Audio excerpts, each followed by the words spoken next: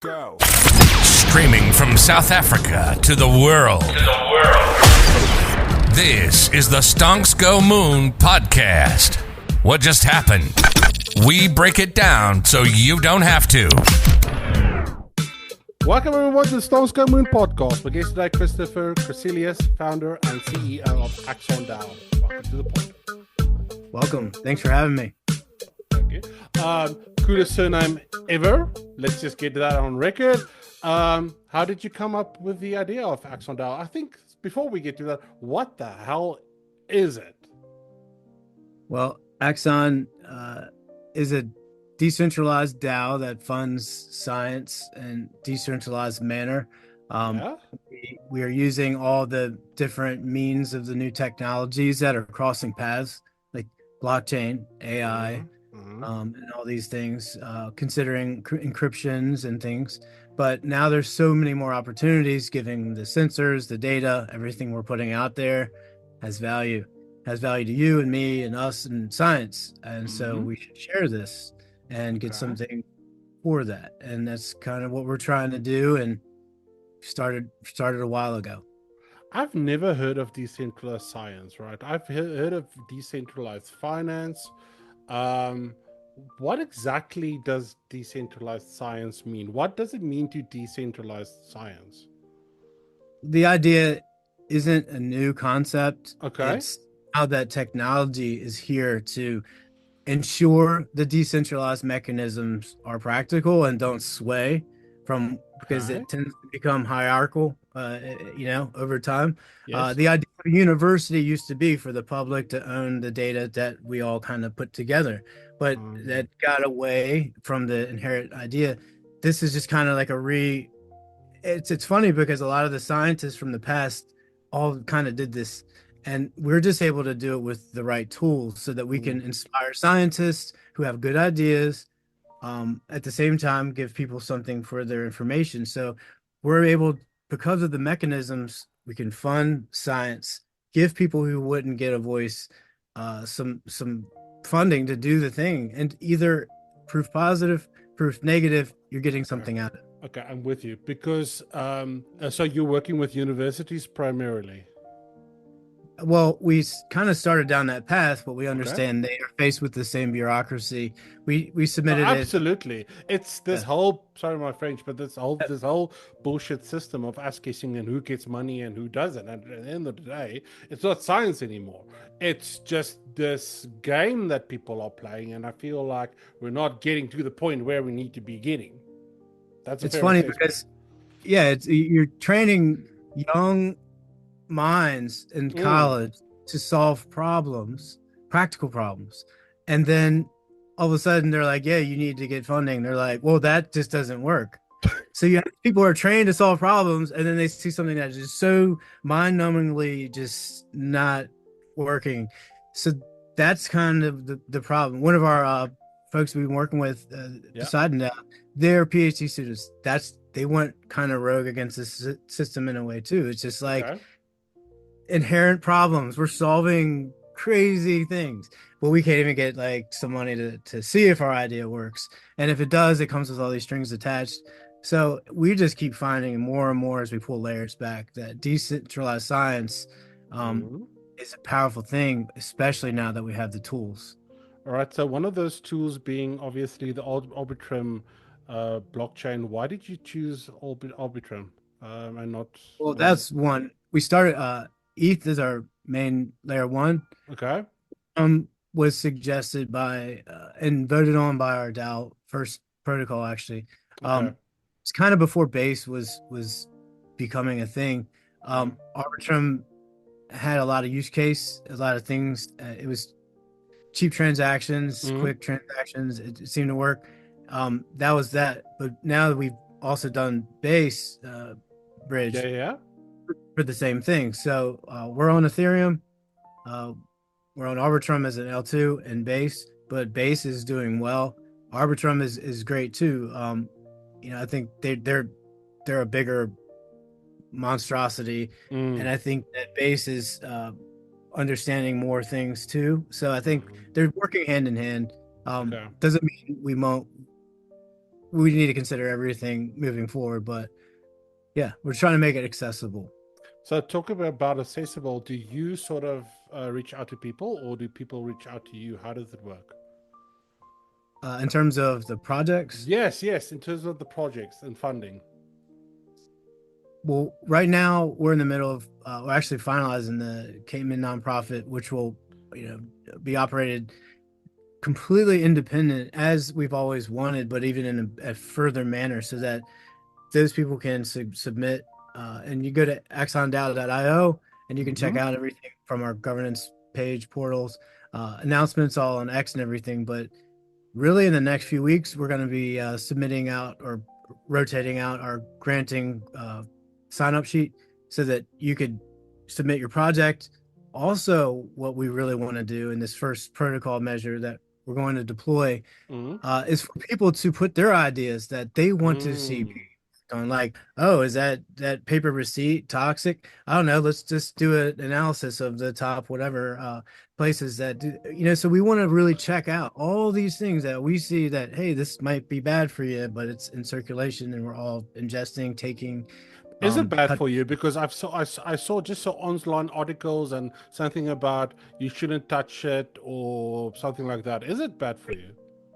I think there's a lot of studies that shows like most of the how that paper works. I guess I'm not a scientist, but you just kind of like cross-examine 100 things and you can get a pretty good note. But those things by their nature are like coated with all this stuff that's just it absorbs and goes through your membranes. Like, it is not good. And so like that's just like one tiny example. And as a parent, I would want to see so many products being tested by independent people, but then actually you're getting scientists a job or a role. And so now when, like I was talking about Poseidon and other people, when you're in the scientist industry or scientists trying to be young scientists, and if you go against the grain too much, it's not good.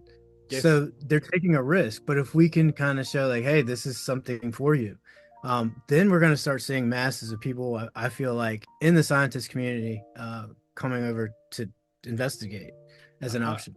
Absolutely, because I've felt for years that big science was bought and paid for, and we're not seeing this sort of stuff that we should. What type of funding are we talking about? Is it are you at liberty to throw some figures around?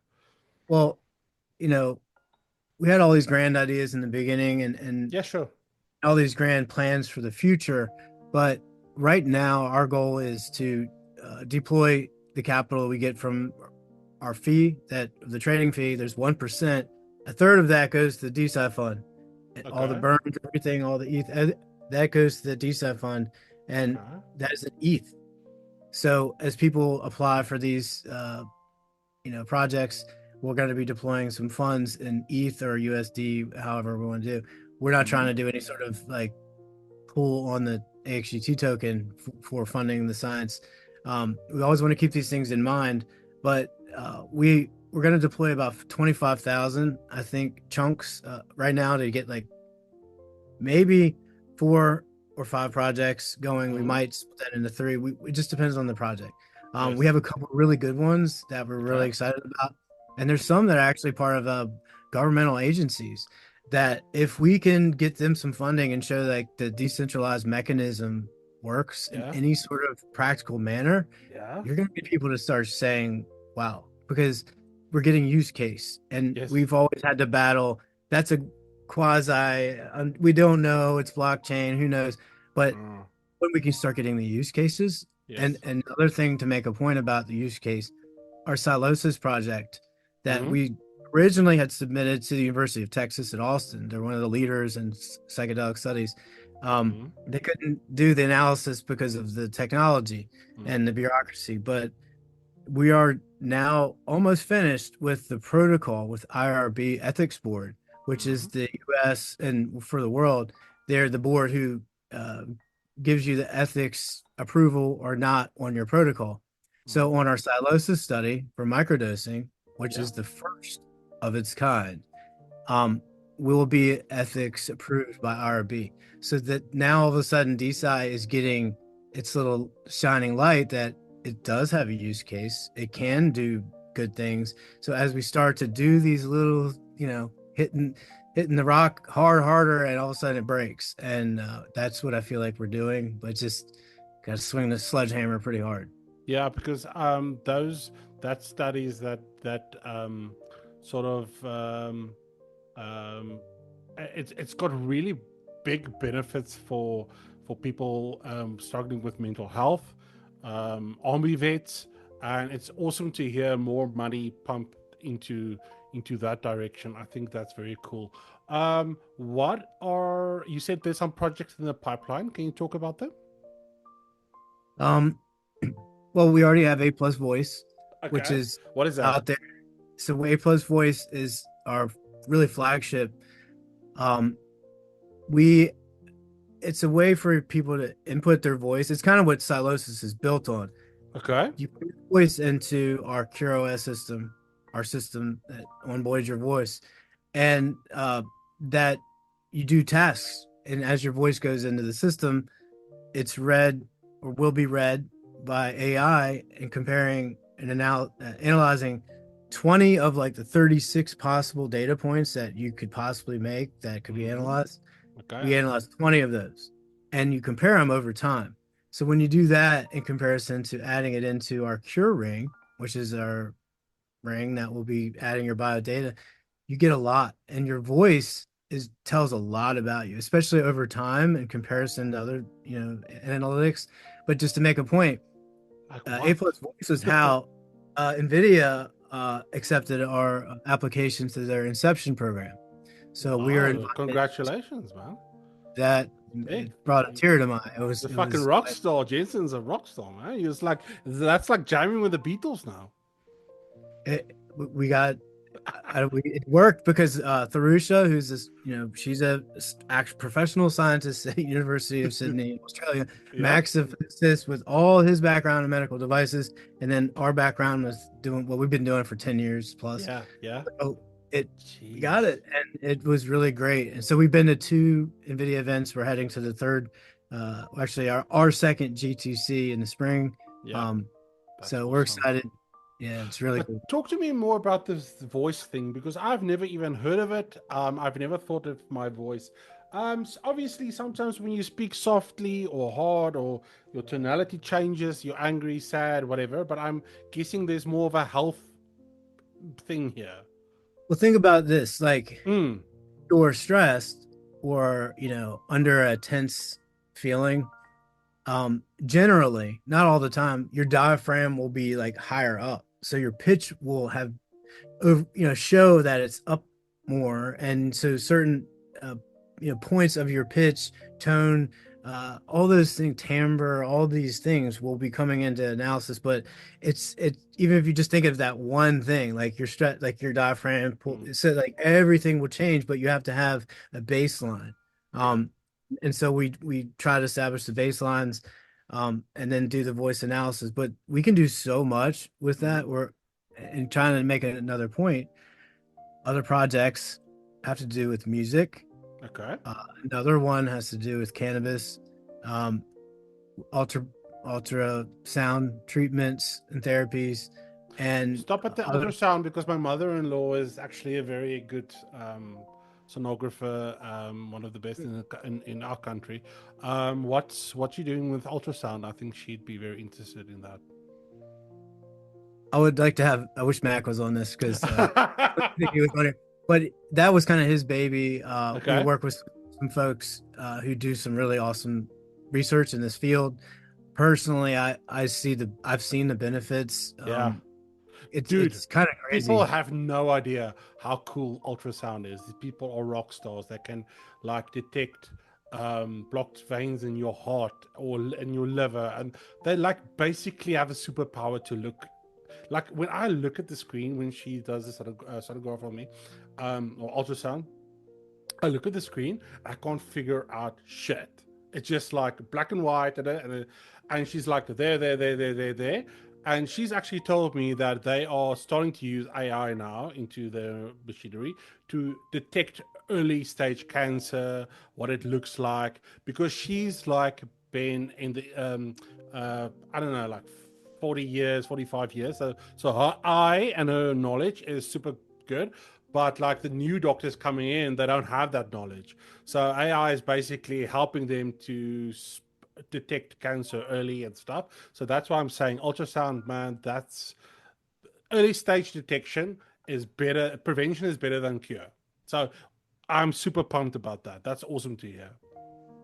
Yeah, like after I went to college, got business degrees, art, all this stuff. I went to engineering school. I have an audio engineering degree. Yeah. And I always been a musician or some manner and played in lots of bands. And I love music, and I always understand that there's always something there. And especially having been trained on with some of the top things like possible, like there's so much about sound that even having a degree and understanding this, there's so much we don't know, and this is what we get to discover now because we have the GPUs and NVIDIA chips that can do 5 bazillion teraflops every 2 seconds. Yeah, because your heart goes, and she said, "Oh no, cool, your arteries are nice and open, blood pumping, whatever." And that sound, dude, that sound, that's awesome. Like, it's frequencies. That's mind blowing. It's just so much that I think we don't know yet, but yeah, it's about the vibe. And one of the other things like microtubules and all these things has to do with the ultra V being affected by all these emissions that we're putting into our heads all day. So just to make sense of this stuff, we're so at the beginning of all this, but glad that we can start making practical applications of this idea of DeSci. We've been doing telehealth stuff since 2013, and I was in doing apps and stuff before that. Understood data privacy. I understood that. Worked with Duke on an MBA class to understand the applications risks, but people didn't seem to care about privacy, and they just like clicked the button. But now it's become such a rampant problem. Us always trying to understand how technology can solve healthcare.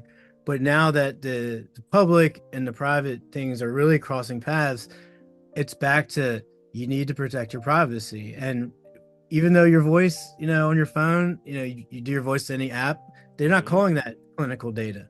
But we are going to be calling this clinical data when it's done in a certain manner. So that's how close all these things are, like lying right next to each other. So we're trying to help this take it to the next step.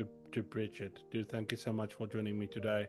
If the listeners want to go and connect with you guys and find out more about what you do, maybe apply for a grant or I don't know, join your team or whatever, where can they do that? Well, definitely hit us up on X or if you want to message our Telegram, also Discord. You could even feel free to create a ticket. We have a great new ambassador program that just rolled out. And check out our website. There's all the links to everything there. And feel free to email Chris at AxonDAO.io, and happy to talk to anybody who's a scientist in any manner of DeSci, just interested. Would love to hear your input about anything. And we'll put all the links in the comments. Thank you so much for joining me today. And to all listeners, peace, love, and prosperity. We'll catch you in the next one. Cheers. Systems broke, people choke, living check to check. World's a mess, more stress, what did you expect? Top dogs feast while the streets can't catch a break. Time to wake up, see the game for what's at stake. Stand up, rise up, no time for tears. Real talk, straight walk through these twisted years. One hand washes the other, that's how it goes. You reap what you sow, that's how it flows. Politicians talking, but their words are cheap, while folks out here grinding, barely getting sleep. Bank accounts empty, landlord at the door. Time to flip the script, change the rules of war. The system ain't broken, it's running just fine. For those who designed it, drawing every line. But we see the truth now behind the facade. Time to rewrite rules that they thought was law. Look left, look right, same struggle, different face. Race to the bottom's got us stuck in this place. With strength in numbers, that's the ancient code. Share the load or watch the whole thing explode. They say pull yourself up, but they cut all the ropes. Keep us fighting each other while they count their notes. Education's priced out, healthcare's for the rich. Time to break it down and build a system that fits. Stand up, rise up, no time for tears. Real talk, straight walk through these twisted years. One hand washes pushes the other, that's how it goes. You reap what you sow, that's how it flows. Cold world out there, but we ain't done yet. Building bridges while they build their fences. Time to make moves, no more pretenses. Power to the people, break down defenses. Tear down the old way, build something new. System change coming long overdue.